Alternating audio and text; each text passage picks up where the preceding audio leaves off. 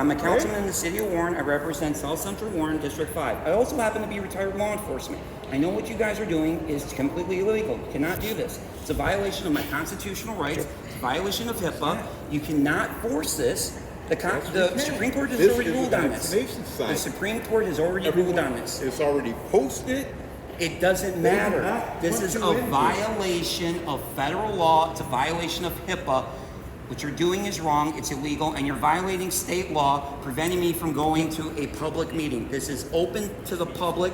I'm going to explain to you in this video what really happened when me and my friend Eddie Kabacinski, Warren City Councilman, went down to Detroit to the TCF Center for the Redistricting meeting.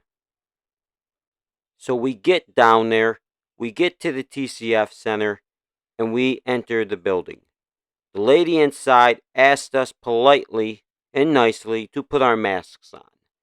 And we told her nicely and politely that we weren't going to put them on because we don't need masks. We don't want to wear them, and we're not going to. So at this point, we've already made it into the building, and we're walking through the building to enter to get to the meeting spot. We wind up getting in there, and we sit down in our chairs.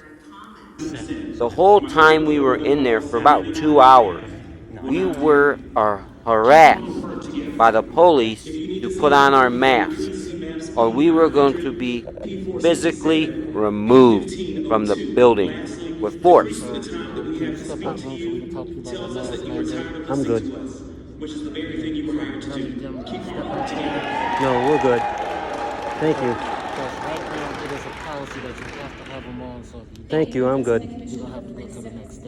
Thank you. Would you guys leave the premises? No, we're here for a public meeting. Yep. We're not interested in your mandate. Thank you. Just call whoever you want.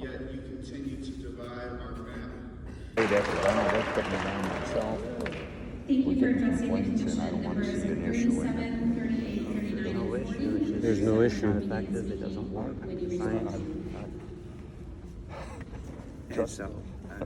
I believe the same thing. It's a public building, so. Yep. Okay. Now we noticed that some of the city commissioners up there on stage did not have their masks on. Take a look at that. None of them, but a few of them, had their masks actually on them. Some had no masks at all. So at this point, we got up out of our chairs and walked to the other side of the room to see a friend. At this point, we left the meeting and we started heading to the outside to get some fresh air, and we start walking.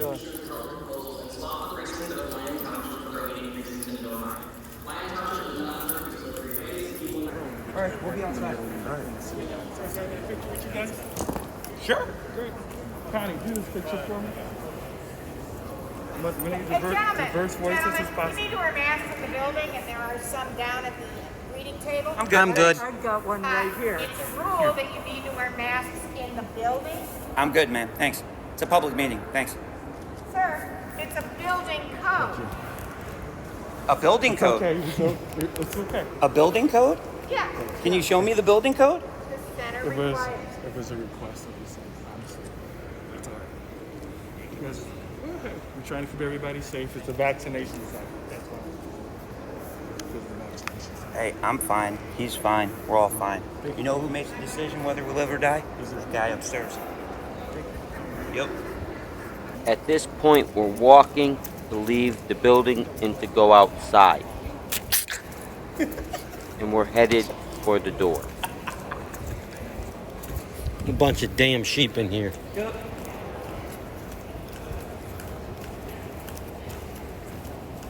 Y'all a bunch of sheep.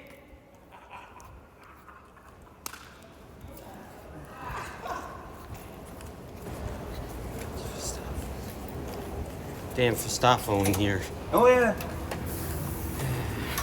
So at this point, now we are outside of the building. So at this point, we're done with our break, and now Everyone, we grab are this. going to re-enter the building so we can go back into the meeting. This was around 5 Nope. o'clock, maybe a little bit after. I'm going in the building, sir. Now, we enter the door here, and this is when they stop us and they tell us we must have our masks on or we cannot enter the building.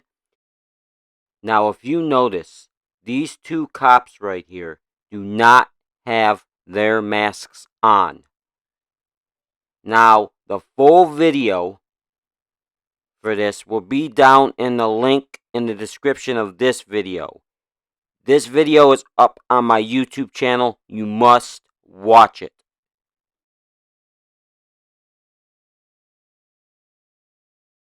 Now let's get into the lies from Channel 7 News Detroit, where they refuse to report the facts. Now to a Warren City Councilman who is locked up tonight. To make matters worse, it is his third arrest in a year. Eddie Kabacinski was taken into custody for trespassing.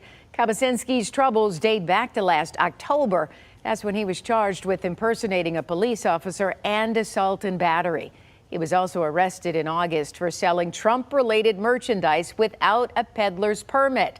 7 Action News reporter Nana St. Bonsu has the new video that landed him behind bars.